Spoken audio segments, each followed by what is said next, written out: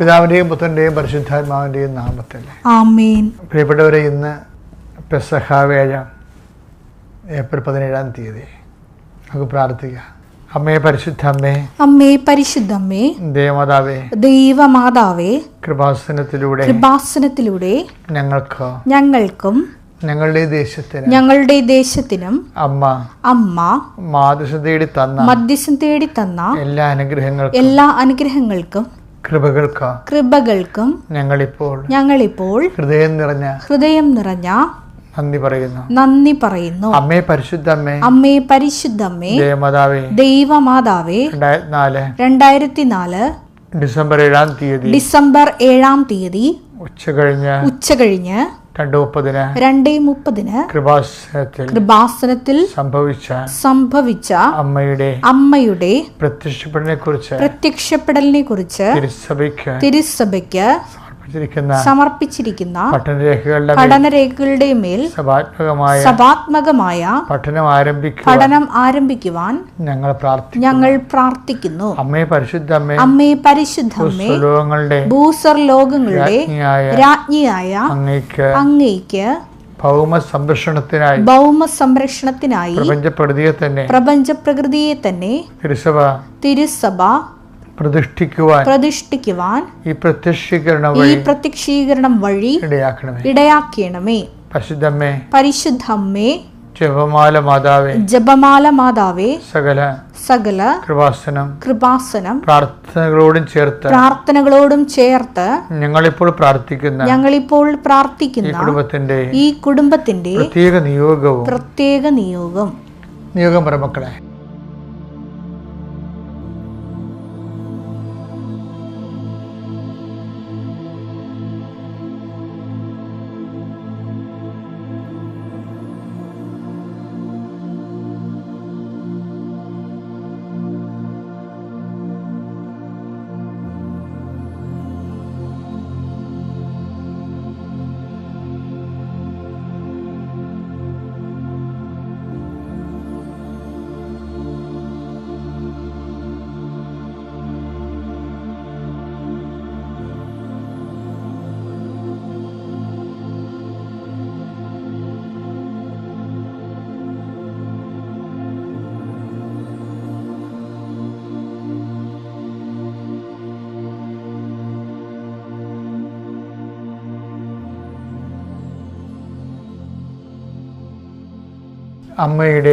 അമ്മയുടെ പ്രത്യക്ഷീകരണത്തിന്റെ ഈ അനുഗ്രഹവേളയിൽ ഞങ്ങൾക്ക് സാധിച്ചു തരുവാൻ കനിയണമേ. ആമേൻ. വിശ്വാസ പ്രമാണം. സർവശക്തനായ പിതാവും ആകാശത്തിന്റെയും ഭൂമിയുടെയും സൃഷ്ടാവുമായ ദൈവത്തിൽ ഞാൻ വിശ്വസിക്കുന്നു. അവിടുത്തെ ഏകപുത്രനും ഞങ്ങളുടെ കർത്താവുമായ ഈശോ മിശിഹായിലും ഞാൻ വിശ്വസിക്കുന്നു. ഈ പുത്രൻ പരിശുദ്ധാത്മാവിനാൽ ഗർഭസ്ഥനായി കന്യകാമറിയത്തിൽ നിന്ന് പിറന്ന് പൊന്തിയോസ് പീലാത്തോസിന്റെ കാലത്ത് പീഡകൾ സഹിച്ച് കുരിശിൽ തറയ്ക്കപ്പെട്ട് മരിച്ച് അടക്കപ്പെട്ട് പാതാളങ്ങളിൽ ഇറങ്ങി മരിച്ചവരുടെ ഇടയിൽ നിന്ന് 3-ാം നാൾ ഉയർത്ത് സ്വർഗത്തിലേക്ക് എഴുന്നള്ളി സർവശക്തിയുള്ള പിതാവായ ദൈവത്തിന്റെ വലതുഭാഗത്തിരിക്കുന്നു. അവിടെ നിന്ന് ജീവിക്കുന്നവരെയും മരിച്ചവരെയും വിധിക്കുവാൻ വരുമെന്നും ഞാൻ വിശ്വസിക്കുന്നു. പരിശുദ്ധാത്മാവിലും ഞാൻ വിശ്വസിക്കുന്നു. വിശുദ്ധ കത്തോലിക്കാ സഭയിലും പുണ്യവാന്മാരുടെ ഐക്യത്തിലും പാപങ്ങളുടെ മോചനത്തിലും ശരീരത്തിന്റെ ഉയർപ്പിലും നിത്യമായ ജീവിതത്തിലും ഞാൻ വിശ്വസിക്കുന്നു. ആമേൻ. സ്വർഗ്ഗസ്ഥനായ ഞങ്ങളുടെ പിതാവേ, അങ്ങയുടെ നാമം പൂജിതമാകണമേ. അങ്ങയുടെ രാജ്യം വരണമേ. അങ്ങയുടെ തിരുമനസ് സ്വർഗത്തിലെ പോലെ ഭൂമിയിലും ആകണമേ. അന്നു വേണ്ടുന്ന ആഹാരം ഇന്ന് ഞങ്ങൾക്ക് തരണമേ. ഞങ്ങളോട് തെറ്റ് ചെയ്യുന്നവരോട് ഞങ്ങൾ ക്ഷമിക്കുന്നത് പോലെ ഞങ്ങളുടെ തെറ്റുകൾ ഞങ്ങളോടും ക്ഷമിക്കണമേ. ഞങ്ങളെ പ്രലോഭനത്തിൽ ഉൾപ്പെടുത്തരുതേ, തിന്മയിൽ ഞങ്ങൾ രക്ഷിക്കണമേ. ആമേൻ. നന്മ നിറഞ്ഞ മറിയമേ, സ്വസ്തി. കർത്താവ് അങ്ങയുടെ കൂടെ സ്ത്രീകളിൽ അങ്ങ് അനുഗ്രഹിക്കപ്പെട്ടവളാകുന്നു. അങ്ങയുടെ ഉദരത്തിൻ ഫലമായി ഈശോ അനുഗ്രഹിക്കപ്പെട്ടവനാകുന്നു. പരിശുദ്ധ മറിയമേ, തമ്പുരാന്റെ അമ്മേ, പാപികളായ ഞങ്ങൾക്ക് വേണ്ടി ഇപ്പോഴും ഞങ്ങളുടെ മരണസമയത്തും തമ്പുരാനോട് അപേക്ഷിക്കണമേ. ആമേൻ. എൻ്റെ പ്രിയപ്പെട്ടവരെ, ഇന്ന് പെസഹ വ്യാഴാഴ്ചയാണ്. കർത്താവിൻ്റെ അന്ത്യത്യാഴ വിരുന്നിനെ ഈശോ തൻ്റെ ഓർമ്മയ്ക്കായി തൻ്റെ സാന്നിധ്യത്തിൻ്റെ ഏറ്റവും വലിയ ആത്മാവിഷ്കാരമായ പരിശുദ്ധ കുർബാന സ്ഥാപിച്ച ദിവസം. അതേസമയം തന്നെ കർത്താവ് ഇന്നാണ് തൻ്റെ സഭയിലെ പൗരോഹിത്യം സ്ഥാപിച്ചത്. ഇത് എൻ്റെ ഓർമ്മയ്ക്കായി ചെയ്യുവേൻ എന്ന് പറഞ്ഞുകൊണ്ട്, അവൻ്റെ ഓർമ്മയ്ക്കായി ചെയ്യണമെങ്കിൽ തീർച്ചയായിട്ടും ചെയ്യാൻ ആൾ വേണം, ആ കർമ്മം ചെയ്യാൻ കർത്താവ് വേണം. അങ്ങനെ കർത്താവ് കുർബാനയ്ക്ക് പരികർമ്മിയെ നിശ്ചയിച്ചുകൊണ്ട് തൻ്റെ സ്നേഹത്തിൻ്റെ കുരിശിലെ സാക്ഷാത്കാരങ്ങളെ കൗദാശിക രൂപമായി ഇതാചരിക്കുമ്പോഴെല്ലാം ആദിമസഭയുടെ അനുഭവങ്ങൾ പോലെ അവൻ്റെ പീഡാനുഭവം അനുസ്മരിച്ചുകൊണ്ട്, അവൻ്റെ തിരുമരണം പ്രഖ്യാപിച്ചുകൊണ്ട്, അവൻ്റെ ഉയർപ്പിൽ വിശ്വസിച്ചുകൊണ്ട്, അവൻ്റെ വരവ് കാത്തിരുന്നു കൊണ്ട് സഭ സ്വർഗീയ ജലസമിലേക്ക് അനുനിമിഷം മുന്നേറിക്കൊണ്ടിരിക്കുകയാണ്. ഈ സഭയുടെ സ്വർഗീയ തീർത്ഥയാത്രയുടെ ഒരു ഘട്ടത്തിൽ പെസഹ അനുസ്മരിക്കുന്ന ഈ സുദിനത്തിൽ കർത്താവിൻ്റെ സ്നേഹത്തിൽ വളരാനും കർത്താവിൻ്റെ കൃപയിൽ നിറയാനും അവൻ്റെ സമർത്ഥമായ സാന്നിധ്യത്താലെ സമാശ്വാസം പ്രാപിക്കാനും ഇന്നത്തെ ദിവസം ദൈവം നിശ്ചയിച്ച് കൽപ്പിച്ച് നൽകിയിരിക്കുന്ന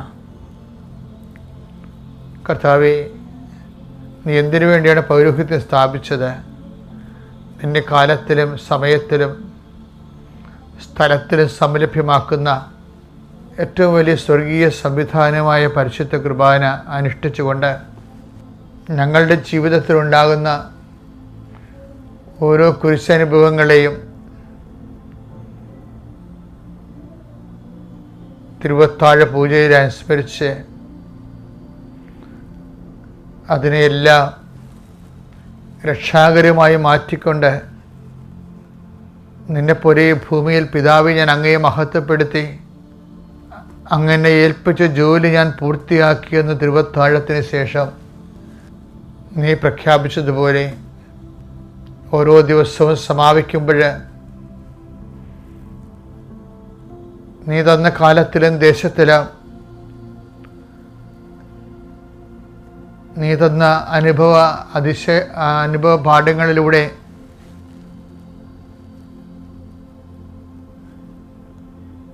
നിന്റെ തിരുമനസ്സ് നിറവേറ്റിക്കൊണ്ട് ജീവിക്കുവാൻ അഗാധമായ വിശ്വാസവും ദൈവസ്നേഹവും ഇന്നത്തെ ദിവസം അങ്ങയുടെ മക്കൾക്ക് നൽകണമെന്ന് പ്രാർത്ഥിക്കുന്നു. ഇന്നത്തെ രാവിലെ മുതൽ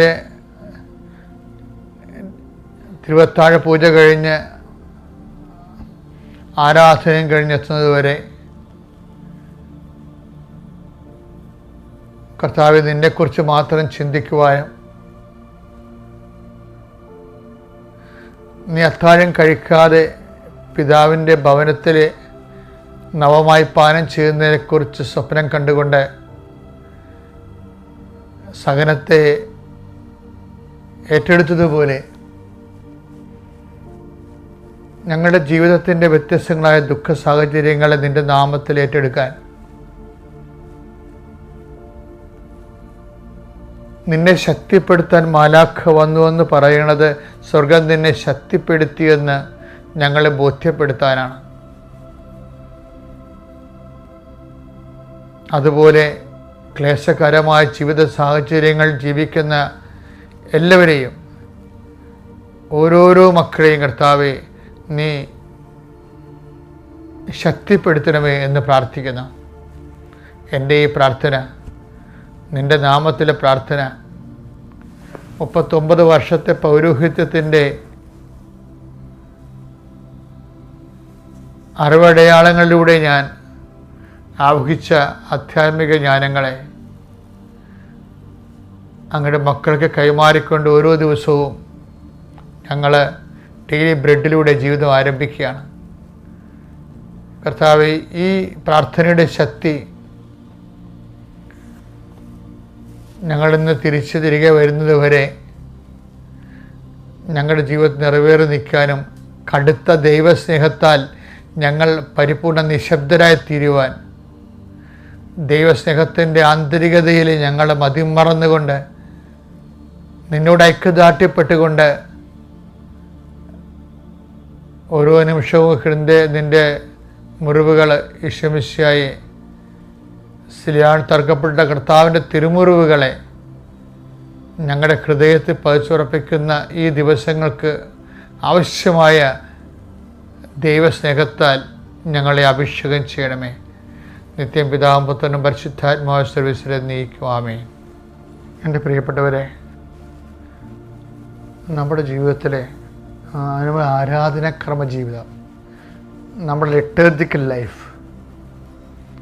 ഒത്തിരിയേറെ അനുഷ്ഠാനങ്ങൾ, വളരെ അർത്ഥഗംഭീരമായ അനുഷ്ഠാനങ്ങളിലൂടെ നമ്മൾ രക്ഷയുടെ ദിവരഹസ്യങ്ങളെ ആചരിച്ച് ആത്മാഭിഷേകം കൈക്കൊള്ളുന്ന വലിയ ദിവസത്തിൻ്റെ തുടക്കമാണിന്ന്. പെസഹ വേഗം, ദുഃഖവെള്ളി, ദുഃഖശനി, ഈസ്റ്റർ ഞായർ, എല്ലാ ആചാരങ്ങളും അർത്ഥമറിഞ്ഞാൽ അത് സദാചാരമായി മാറും. അർത്ഥമറിഞ്ഞില്ലെങ്കിൽ അത് അനാചാരമായി മാറും. യഹൂദ ജനത അവരുടെ ഭവനങ്ങളിൽ പെസഹ അനുസ്മരിക്കുമ്പോൾ ഒരു കുഞ്ഞു കുട്ടി കാണുന്നവരോട് ചോദിക്കും, why we are doing this, എന്തുകൊണ്ടാണ് നമ്മളിത് ചെയ്യുന്നത്, എന്താണ് നമ്മൾ ചെയ്യുന്നത്? അത് ഒരു പാരമ്പര്യമായ അനുഷ്ഠാനത്തിൻ്റെ ഭാഗമായിട്ടൊരു കുഞ്ഞ് ചോദിക്കുന്നതാണ്. ഇന്നും ചോദിക്കുന്നുണ്ട് യഹൂദ ഭവനങ്ങളിലെ. അപ്പോൾ ഗ്രാൻഡ് ഫാദർ പറഞ്ഞു കൊടുക്കും, അല്ലെങ്കിൽ അപ്പന ഉണ്ടെങ്കിൽ അപ്പനത് മകനോട് പറഞ്ഞു കൊടുക്കും. നമ്മുടെ പിതാക്കന്മാർ ഈജിപ്തിലൂടെ കടന്നു പോന്നു. അപ്പോൾ സംഹാരദൂതൻ അവരെ കടന്നുപോയി. നമ്മൾ മുറപ്രകാരം പെസഹ അരളിച്ചതുപോലെ ഭക്ഷിച്ചുകൊണ്ടിരുന്ന സമയത്ത് സംഹാരദൂതൻ കടന്നുപോയി. കുഞ്ഞാടിൻ്റെ രക്തത്തിൽ കൈമുക്കി പെസഹ ആചരണത്തിൻ്റെ ഭാഗമായി കള്ളപ്പാടിൽ മുക്കിയ ആ ചുവന്ന കൈമുദ്ര കണ്ടപ്പോൾ സംഹാരദൂതൻ നമ്മളെ സംഹരിക്കാതെ കടന്നു പോവുകയും നമ്മുടെ ശത്രുക്കളെ നിഹരിക്കുകയും ചെയ്തു. അങ്ങനെയാണ് നമ്മൾ സ്വാതന്ത്ര്യത്തോടെ കർത്താവിൻ്റെ വാഗ്ദാന നാട്ടിലോട്ട് വന്നത്. അപ്പം അത് ഭയങ്കരമായൊരു ഒരു കുഞ്ഞിൻ്റെ ചോദ്യത്തിലാണ് വരണം ആ ചോദ്യം. അപ്പോൾ എല്ലാ അനുഷ്ഠാനങ്ങൾക്കും ഒരു ചോദ്യം ഒരു കുഞ്ഞ് നമ്മുടെ ഉള്ളിൽ നിന്നുകൊണ്ട് നമ്മോട് ചോദിക്കണം. നമ്മൾ ആ ചോദ്യം അതേ ഭയങ്കര രസകര ചോദ്യമാണ്. Take the word of God. പുറപ്പാട് 12:26-27. ഇതിന്റെ അർത്ഥം എന്താണെന്ന് നിങ്ങളുടെ മക്കൾ ചോദിക്കുമ്പോൾ പറയണം. ഇത് കർത്താവിന് അർപ്പിക്കുന്ന പെസഹ ബലിയാണ്. അവിടുന്ന് ഈജിപ്തിലുണ്ടായിരുന്ന ഇസ്രായേൽക്കാരുടെ ഭവനങ്ങൾ കടന്നുപോയി. ഈജിപ്തുകാരെ സംഹരിച്ചപ്പോൾ അവിടുന്ന് ഇസ്രായേൽക്കാരെ രക്ഷിച്ചു. അപ്പോൾ ജനം കുമ്പിട്ട് ദൈവത്തെ ആരാധിച്ചു. ഫറവോയുടെ കാലത്തുണ്ടായിരുന്ന അവരുടെ സ്വാതന്ത്ര്യത്തിൻ്റെ അനുഭവങ്ങളാണ്. അത് പെസഹയായിട്ട് അവരെന്നും ആചരിക്കും. അങ്ങനെ ഒരു പെസഹ കാലത്താണ് യഥാർത്ഥ ദൈവത്തിൻ്റെ കുഞ്ഞാടായ ഈശോ അപ്പോസ്തലന്മാരുടെ കൂടെ പെസഹ ആചരിക്കാൻ വേണ്ടി തിരുവത്താഴ ശാലയിലേക്ക് കടന്നു ചെല്ലുന്നതാണ്. അവിടെ ഒരു ചോദ്യമുണ്ട്. എന്താണ് ചോദ്യം? ലൂക്കാ 22:11-13 വരെ. ആ വീടിന്റെ ഉടമസ്ഥനോട് പറയുക, ഗുരു നിന്നോട് ചോദിക്കുന്നു, എന്റെ ശിഷ്യന്മാരോട് കൂടെ ഞാൻ പെസഹ ഭക്ഷിക്കുന്നതിനുള്ള വിരുന്നുശാല എവിടെയാണ്? സജ്ജീകൃതമായ ഒരു വലിയ മാളിക മുറി അവൻ നിങ്ങൾക്ക് കാണിച്ചു തരും. പെസഹ ഭക്ഷിക്കുന്നതിന് ആ മാളിക മോള് ഒന്ന് സജ്ജീകൃതമാകും. പിന്നെ വിരുന്നുശാല. കുറേ മറ്റ് വീടുകളിൽ നിന്ന് ഒക്കെ എല്ലാം വ്യത്യസ്തമായിട്ടുള്ള ഒരു ആംബിയൻസ് അവിടെ ക്രിയേറ്റ് ചെയ്യണത്. അത് ഇന്നും അങ്ങനെ തന്നെയാണ്. സഭയിൽ അപ്പം മുറുക്കെ ശുശ്രൂഷ നടത്തുന്നതിന് പ്രത്യേകമായ ഒരു സ്ഥലവും സജ്ജീകൃതമായ സ്ഥലവും അതിനുവേണ്ടി മാത്രമുള്ള സ്ഥലമാണ്. അതുകൊണ്ടാണ് ബിഷപ്പിൻ്റെ പ്രത്യേക അനുവാദം വാങ്ങിക്കാതെ നിങ്ങൾ വീടുകളിൽ കുർബാന അർപ്പിക്കരുന്ന കാനല്ലൂരുള്ളത്. കാര്യം അത് അത്രയും അതിഭൗമവും അതേപോലെ ദൈവികവുമായ ഒരു വലിയ ശുശ്രൂഷയ്ക്ക് കോൺസെൻട്രേറ്റഡ് ആയിട്ടുള്ള സ്ഥലം, അതിനുവേണ്ടി മാത്രം ഒരുക്കിയ സജ്ജീകൃതമായ സ്ഥലം. അതിൻ്റെ പാരമ്പര്യമാണ് സഭ അനുവർത്തിച്ച് പോരുന്നത്. ഞാൻ പറഞ്ഞതിൻ്റെ എൻ്റെ വിഷയം അതല്ല. എൻ്റെ വിഷയമെന്ന് വെച്ച് കഴിഞ്ഞാൽ അവിടെയും ഒരു ചോദ്യം ചോദിക്കും. എവിടെയാണ്, എന്തൊക്കെ ചോദ്യങ്ങൾ അതിൻ്റെ അകത്തുള്ളത്? വായിച്ചേ. ഗുരു നിന്നോട് ചോദിക്കുന്നു, ഗുരു നിന്നോട് ചോദിക്കുന്ന എൻ്റെ ശിഷ്യന്മാരോട് കൂടെ ഞാൻ പെസഹ ഭക്ഷിക്കുന്നതിനുള്ള വിരുന്നുശാല എവിടെയാണ്? അതായത് ഇതുപോലെ ഓരോ അനുഷ്ഠാനങ്ങൾ ചെയ്യുമ്പോൾ അതിനുവേണ്ടി പ്രത്യേകമുള്ള ശാല എവിടെയാണെന്നുള്ള ചോദ്യം പോലെ തന്നെയാണ് ഒരു ചോദ്യം. ഈ ചോദ്യത്തിനെല്ലാം ഒരു ക്യാപിറ്റൽ ക്വസ്റ്റ്യൻ ഉണ്ട്. എന്താണ്? വശാന പാടി എതിരേറ്റ് കഴുതക്കുട്ട പുറത്ത് ഇരുന്നുകൊണ്ടാണ് ഈശോ ശരിക്കും പറഞ്ഞാൽ ഈ പെസഹാശാലയിലേക്ക് ഒരാഴ്ച മുമ്പ് വന്നത്, ജെറുസലേമിലേക്ക്. അന്ന് ഒരു ചോദ്യമുണ്ട്. അന്നത്തെ ചോദ്യം എന്താണ്? ലുക്ക 19:33-34. അവർ കഴുതക്കുട്ടിയെ അഴിക്കുമ്പോൾ അതിന്റെ ഉടമസ്ഥർ അവരോട് നിങ്ങൾ എന്തിനാണ് കഴുതക്കുട്ടിയെ അഴിക്കുന്നത് എന്ന് ചോദിച്ചു. കർത്താവിന് ഇതിനെക്കൊണ്ട് ആവശ്യമുണ്ടെന്ന് അവർ പറഞ്ഞു. അറിവാണ് ആചാരങ്ങളെ സദാചാരമാക്കുന്നത്. ഞാൻ പറഞ്ഞു, നമ്മൾ അൾത്താറയിൽ നടക്കുന്ന അല്ലെങ്കിൽ ഈ ദിവസങ്ങളിൽ പങ്കെടുക്കുന്ന ഓരോ കാര്യങ്ങളെക്കുറിച്ച് നമ്മൾക്ക് തന്നെ അറിയുകയും അത് നമ്മുടെ കുഞ്ഞുങ്ങളെ പറഞ്ഞ് മനസ്സിലാക്കുകയും ചെയ്യേണ്ട ദിവസങ്ങളാണിത്. കാര്യം ഇന്നത്തെ കാലം എന്ന് പറഞ്ഞാൽ ഭയങ്കര അപകടകരമായ ഒരു കാലമാണ്. കാര്യം എല്ലാവരുടെ കയ്യിലും പണ്ടത്തെ ദുഃഖ വെള്ളിയാഴ്ചകളില്ലായിരുന്ന സാധനമാണ് ഇപ്പോൾ നമ്മുടെ കയ്യിലുള്ളത്. എന്താണ്? മൊബൈല്. അതുമേ ചവർ കണക്കിന് സാധനങ്ങളല്ലേ വരണത്. നമ്മുടെ ഭക്തിയോ വിശുദ്ധിയോ ഒന്നും മാനിക്കാത്ത എന്തെല്ലാം കണ്ടൻറ്റുകളാണ് വന്നത്. ദുഃഖ വെള്ളിയാഴ്ച ആണെങ്കിൽ പോലും നമ്മൾ ഇത് നോക്കിക്കൊണ്ടിരിക്കാൻ ചില സമയത്ത് അറിയാം, നിങ്ങൾ ശ്രദ്ധിച്ചില്ലെങ്കിൽ പണ്ടത്തേനേക്കാൾ ചതിക്കുഴികൾ കൂടുതലുള്ളൊരു കാലഘട്ടമായത്. അതുകൊണ്ട് ദൈവസ്നേഹം ഉണ്ടെങ്കിൽ ആ സംഭവം ഈ ദിവസങ്ങളിൽ അഥവാ ഓഫാക്കി വെക്കണം. പറ്റുന്നില്ലെങ്കിൽ നിങ്ങൾ തീരുമാനമെടുക്കണം. സുവിശേഷ പെസഹ കണ്ടൻറ്റുകൾ മാത്രമേ കാണത്തുള്ളൂ.